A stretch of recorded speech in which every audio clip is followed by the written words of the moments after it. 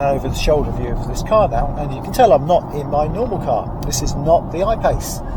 This is a Kia EV6, which I've got a test drive today. I'm seriously considering it. It's a very nice car. This is actually a rear-wheel drive model, which is not as quick as the iPace. That's fair to say, but it's still pretty performant. It's as quick as a lot of cars. Waterline leaves the roundabout at the second exit. And as you can tell, I've got the sat nav on at the moment. Cruise control is very aggressive at braking. It the second exit. Leaves it quite late for my standards. I might have to adjust that a bit. Not quite sure how to adjust that yet. I'll figure that one out later. Lots of settings. Yeah. Now leaves the roundabout.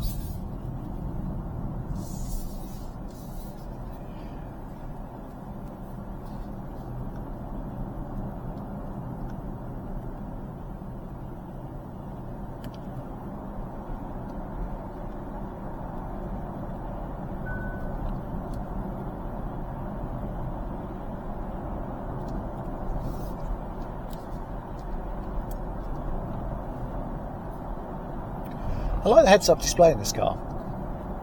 It's very cool. It does need a bit of adjustment though. I found it was not quite laid out in the way I wanted, and it was a bit too bright as well, and I found that the speed limit sign was a bit distracting. But other than that, it's good. Cruise control works really well. This is active steering working. It's fine. It's working nicely on this bit of road. Yeah, I'm very happy with this so far in terms of driving. Performance, as I say, is not quite up to iPace mode, but it's quite nice in its own right. And you've got nice flappy panels, which you can use to adjust the recuperation, as they call it, or regen, as I would call it. And apparently, if you hold the two together, well, not actually in a position where it can do that, but it would set auto regen. Not quite sure why that's the problem. Nice drive button down here, which allows me to switch to sports mode, which I'm about to do now, and that will pick the performance up to kind of what the iPace is like in eco mode. I said this is the rear-wheel drive model. It's 0 to 60 in about 7 seconds. The all-wheel drive mode is just over 5 seconds, but actually people are getting under 5 seconds with it, fairly equivalent to iPace speeds. And there is a GT mode, a GT version of this, which will be even faster. Leave the roundabout at the first exit. This is the Kia EV6. Oh, it's a lovely car. So I've been driving it for about an hour now, and very easy to just hop in and take over from iPace. Now look at the size of that shape from the side there. That's very difficult to tell. It's not a iPace. You can see Ian Callum's design has been picked up greatly by other car manufacturers now. Now the boot, it's really weird. I never liked the back of this car when I saw it in photographs, but actually seeing it now, I quite like this. The boot's actually interesting. It's quite sizable. So you can see there's actually quite a bit of space in there, and it's actually wider than the iPace boot. It is shallower. It does have quite a large area underneath. So you drop that down, you're probably about the same sort of height as an iPace. Interestingly, you've also got this section down here as well. Take the hell away. Out of the way. This bit is supposed to come out. I haven't figured out how it does come out, but it clips off, and you've got an area under here. You could actually fill with stuff as well. I'll put it back. But yeah, very cool. Very cool indeed.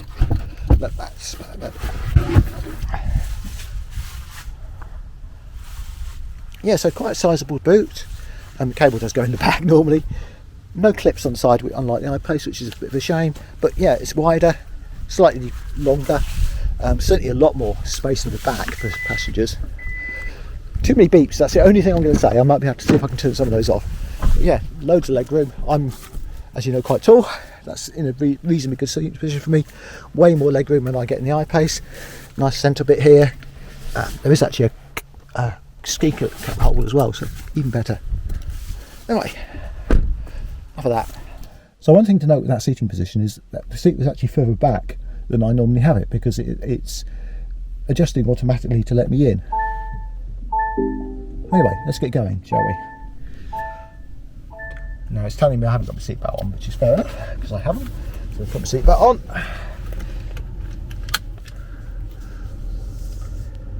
so let's put the car in reverse, and then you see the cameras. The cameras on this car are just amazing, really, really good. And unlike my original iPace, they're responsive. They just work.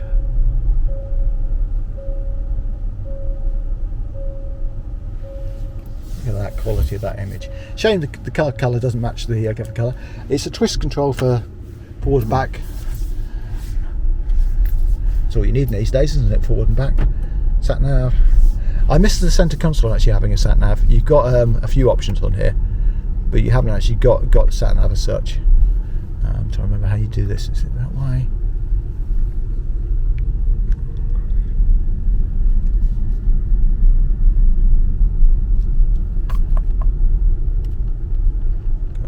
Top. Yeah, can't remember. I'll look at that later. Just check something coming. Driving this car is really easy. I'm just going to pull in here for a second because nobody else will be coming down this bit.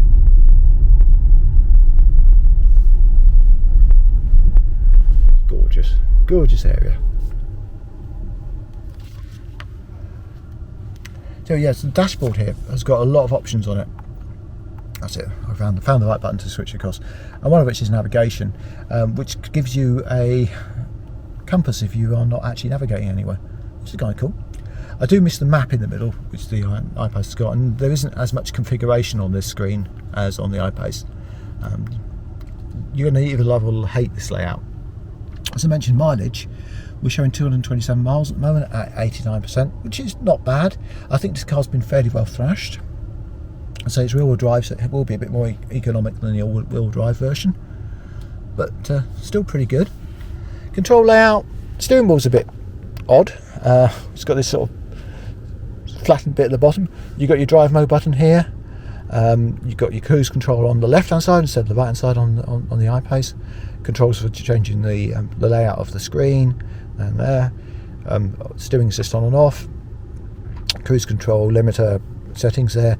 There's also HGA2, which is the highway assist. I haven't been able to do that because I've not been on what it qualifies as a highway. I think it's based on the map somehow. Right side, you've got controls for your audio mode, voice control, volume and settings, phone and favourites, and then you've got fairly conventional stalks for controlling other things like your lights and your washers. Only front screen washer, there's no rear wipe like the iPace.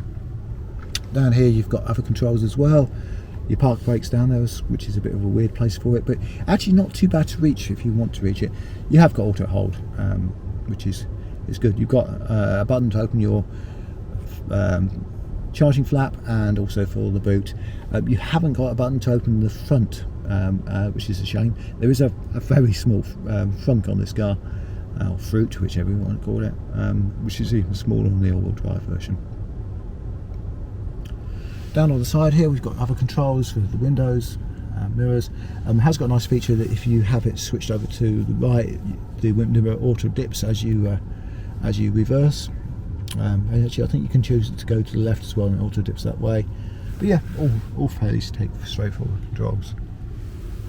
Drive modes are sport, normal and eco. It always goes in that order, which is a bit weird. So you go into sport and then you end up going back to eco, which is I'd like to be able to go back to normal. And if you can press and hold, you get the option for snow and ice as well, which is nice. I think that'd be probably better in the four-wheel drive version, all-wheel drive version. We've got auto regeneration on at the moment, so that's pulling on the right paddle. You've got paddles here for the regen, which is nice. This control is interesting. It's touch control and has a couple of options. It's either showing the controls for the heating, which is, you see, on auto climate, or you've got the controls for the radio and the media, which is really nice. And you have a setup button quite quickly to get to all your settings. So very, very nice indeed. And settings are all on here. They're not on the front screen, which confused me initially, especially things like the head-up display. You'd kind of want them in here, but they're actually over here. Not end of the world, but it's interesting. Vehicle settings, you basically got everything you could possibly want to have, and you can just tap through and see what you want on each of these settings. It took me a while to work out that these were actually buttons, but yeah, it's fairly easy to do. You can turn the beep off as well if you want to on the sound. But you've got lots of options here as well. Active sound design is a bit like the iPace active sound design, where you've got all the different types of styles of sound you want to do. I've turned it off because it was just a bit annoying. But yes, what's that? What was that saying? The natural and refined sign of an electric vehicle. Yeah, there we go. Head-up display you can change, you can calibrate it, adjust it. You've got the ability to change the cluster. You can set the theme in the cluster if you want to, which is obviously at the moment linked to the driving. Saying we can turn off the welcome sound. Thank goodness for that, because that's really annoying. And you've got the content selection and things like that. So you can do a lot of stuff on here.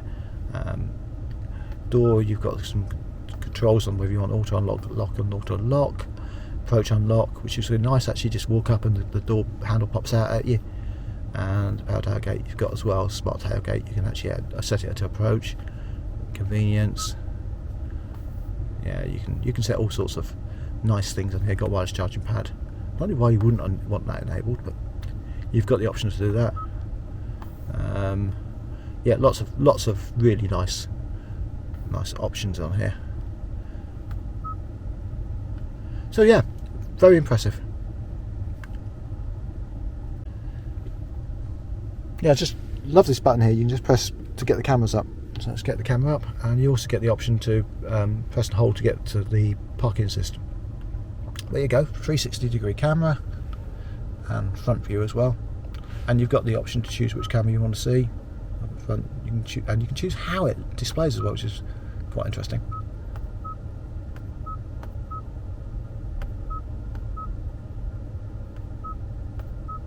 I mean, you've still got some distortion on there, a bit like you have on the iPace, but it's a lot better.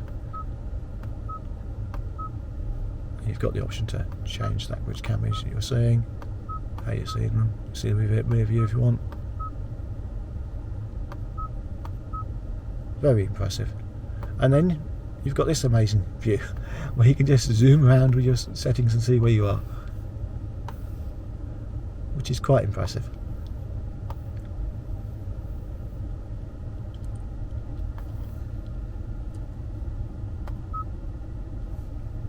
As I say, it's a shame it's not the same colour as the car, but not bad. Not bad at all. And let's come out of that. Yep, so it's quite impressive, this. It's quite a nice car. Now, build quality. Yes, there's some shiny bits of black plastic, and they will scratch, I'm pretty sure. But they're no worse than the iPace. Got nice little themed lighting in here, which you can change. I've got this theme to the same colour as the car. This is interesting material. Yes, it's not soft touch, but it's quite an interesting layout. I think it looks quite premium. It's actually made, I think, from recycled material, which is nice. But yeah, I think it's reasonably hard wearing. I mean, there's not much soft touch around here. This is hard stuff. This is shiny. That is soft. So down here is soft. And the side panels are all soft touch, which is nice. Nice deep pocket here. That seems to be deeper than the one I saw on the demo version. I always thought this was quite a small pockets. There's a lovely deep area down there for storing stuff in. A couple of USBs down there. USB-C, 12-volt plug, USB-B, another USB-C. That's quite nice. Very, very deep pocket area here. Possibly not quite as big as the iPace one, but still sizable. It clips in quite nicely. No sort of clippy bits to clip cards or anything in, which is a little bit of a shame, but you have got this nice charging pad for your phone, which is good. So yeah, all in all, I'm really impressed with this car. I think it's got a lot going for it. Climate control seems nice. It works well. You have got a sunroof. It's nowhere near as big as the iPace one. It's not a pano roof in any shape or size, although it's advertised as one. It's more of a wide roof, let's put it that way, and that's controllable here. And you've got a shade as well you can put across. Actually, hit the wrong way. Let's try that again. So you've got a shade you can put across here, which makes the car very dark. So I do think it's actually worth having the pano roof, even though it does mean it actually reduces head height quite a bit. And you can see head height here is not brilliant.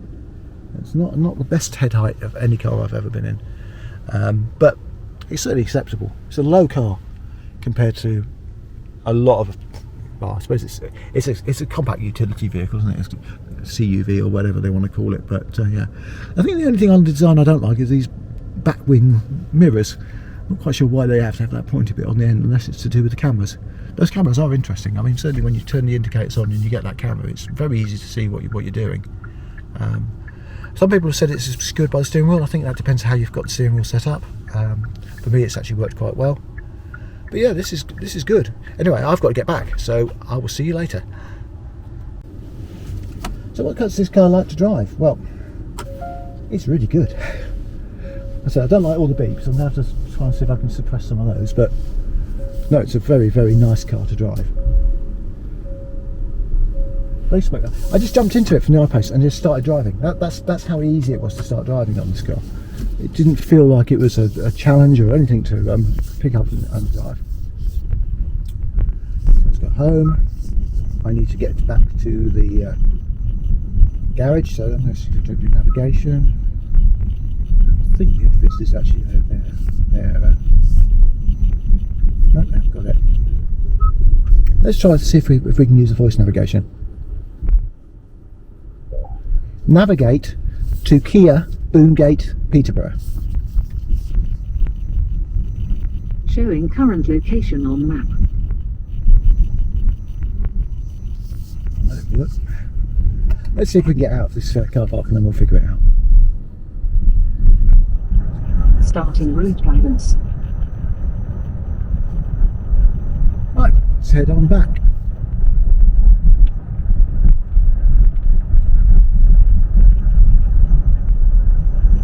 I've no idea what this view is going to look like from this camera. It's a problem when you're borrowing a car, you don't always get a chance to actually set all your cameras up properly, but hopefully this gives you a good idea. Initially when I got in, I wasn't actually that keen on the head-up display. I thought it was a little bit, I don't know, a little bit bright maybe. It was a bit distracting, especially the speed limit outside. That was definitely distracting, but it's a lot better now. I've got it adjusted. So I think that's one thing to know. My sitting position is actually excellent view of it. It's laid out nicely on the road. Works really well with the about to come into a 30. Let's slow down. So from my viewing position, this head-up display is really good. I think it works really well. Gives me a very good view of the road, and I do like the heads-up display being augmented reality. It gives you this sort of pointers on the road as to when to turn. No shocks about when you come up to turning. I do miss this car actually having a turn by turn on the screen, or at least the navigation on the centre screen. But you can see this one really clearly, so I guess that's for it. Worked it out. You just have to press the button up here, and then you can actually get the next direction. I would like to see a map in there. I don't think that's one thing which is definitely a little bit lacking. Although as I said, it is over there and it's pretty easy to see.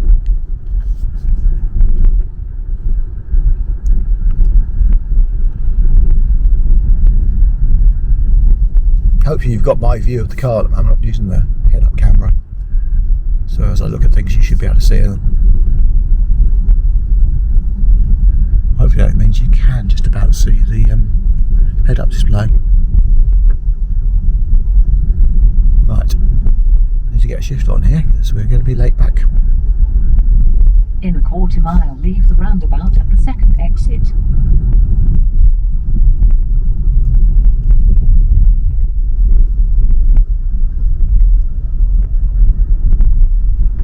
It's got a bit of urgency to it.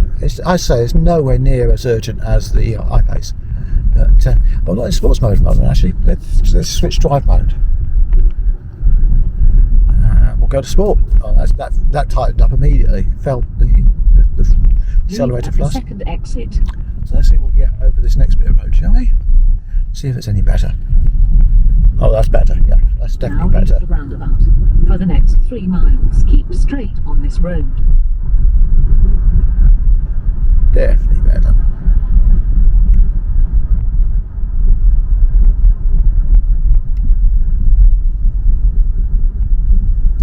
Okay, there's nothing behind me, so I'm just going to try a quick test in sports mode. Let's get it down to 0. And let's go.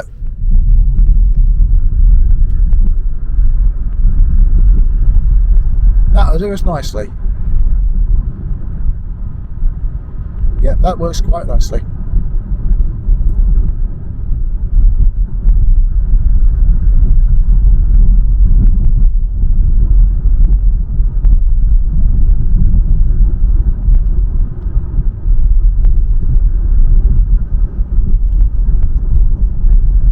So one thing I'm actually quite interested in is how we're doing on range. So let's see if I can get that setting up. There we go. So we're doing about 3 miles per kilowatt hour. That's not brilliant, but then again, this car's probably been quite thrashed over the time it's been driven. I wonder what it's been like on my drive. No, it actually stopped very quickly there. There's good visibility out the side there. That road is really bumpy there, and you can feel it, but I didn't really feel it as I came down into the hit. So since the last recharge, yeah, about 3 miles per kilowatt hour.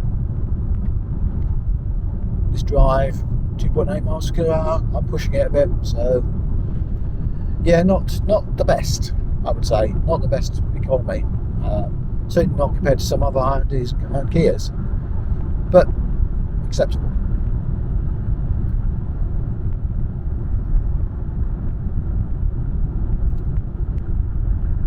Yeah, so that's perhaps a little bit disappointing. Went 3. You're still going to get your 220, 220 mile range, but certainly not 300 mile ranges they're talking about. But then again, I guess this car's been thrashed on around with sports mode. If I put it in eco, it'd probably go get a lot better economy.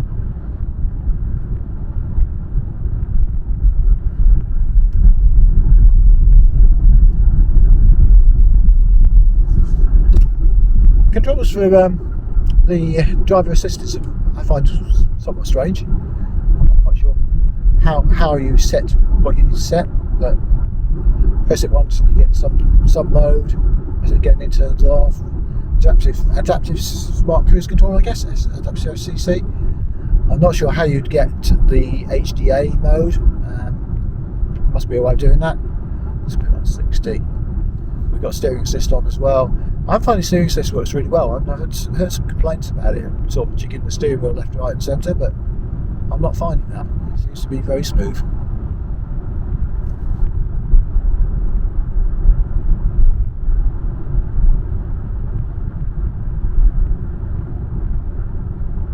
In a quarter mile, leave the roundabout at the second exit.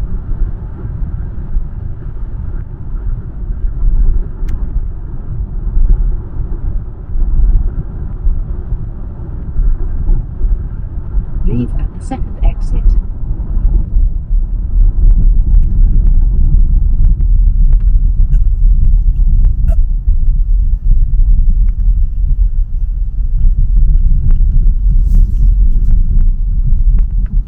Handling this car is really easy. For the next Grips really well. Keep straight on this road. I'm not sure I'd want to throw it around the corners quite how I throw the iPace around the corners, but it's pretty darn good. So he's going to go past this thing and let's see if I can follow it behind.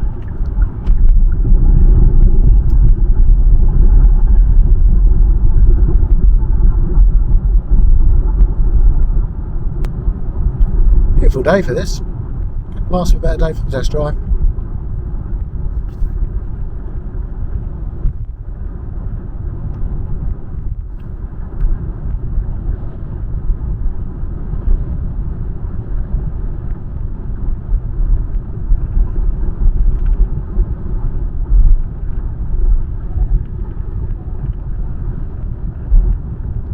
Didn't handle that bit very well, but it's not really designed for this sort of road. It's actually designed for motorway driving. There is a rattle coming from somewhere in this car, which is a bit of a shame for a fairly new built car. That's one thing I would probably dock points for. But I do like this layout. It feels very driver centred, very comfortable. Seats are incredibly comfortable, I have to say.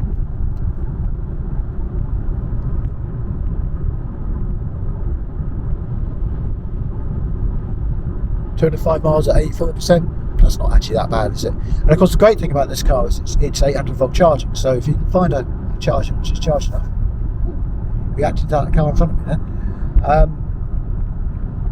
If you find a charger which is fast enough, like what the Ion sees, it will charge at 200 kilowatts speed fairly easily. Yeah, a lot faster than the iPace anyway. You should see over 100 kilowatts even at sort of highest rates of highest states of charge. There are some strange things on the charging curve of this car. It does seem to have some heat management issues from what people have seen. Whether that be fixed in software, I'm not sure. I've also heard some 12 volt issues. People who have 12 volt battery issues from new, that can happen. I think often people play with the car when they first get it, and that drains the 12 volt battery. And also I've heard of problems with the internal alarms in this car, so hopefully that's been fixed in software, or fixed with an update anyway, because that would be really annoying. But yeah, I'm really enjoying driving this, I have to say. It's comfortable, long distance cruiser. I wouldn't mind spending a long time in this car. Seat position's reasonable. I feel comfortable. I don't feel like I get a numb bum. My friend James and Kate would definitely rate it, I think, in terms of comfort. Yeah, I like it. I like it a lot, actually. It's one of the roughest bits of road I know. Leave at the third exit.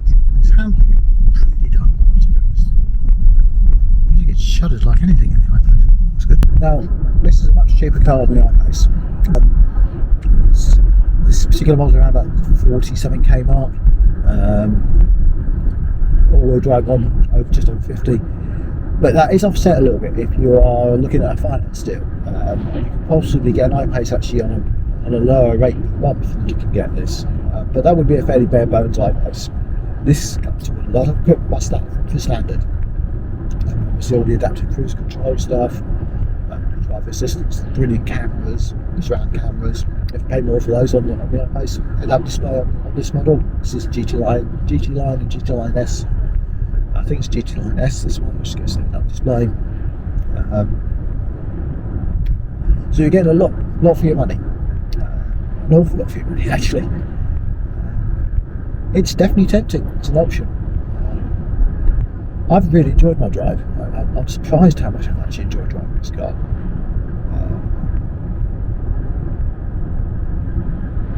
It feels premium. Say luxury, but it does feel premium. I think the lack of soft In a quarter mile, leave the roundabout at the second exit. The lack of soft touch plastics. Yeah, people get hung up on that, I think. But I don't mind it. I don't mind the fit and finish of this car. It looks good. I mean, certainly no panel gaps or anything like that. It's well held together. So yeah, very impressed with the handling of this car. Throw it into bends really easily. Not quite iPace torque vectoring, but it's still pretty good. Leave the roundabout at the second Actually, let's see about this roundabout. This one. There we go. Now leave the roundabout, then leave the roundabout at the second exit. In 200 yards, leave the roundabout at the second exit. Leave at the second exit. I sort of threw the camera around a bit there. It came off its mount. Now leave the roundabout. Yeah, that works well. As did the car generally work really well. Now at this point I had to get it back to the garage, so I had to call it down filming. But I really enjoyed my couple of hours with the EV6. Probably a lovely car to drive, and gives the iPace quite a run for a lot less money. Yeah, tempting.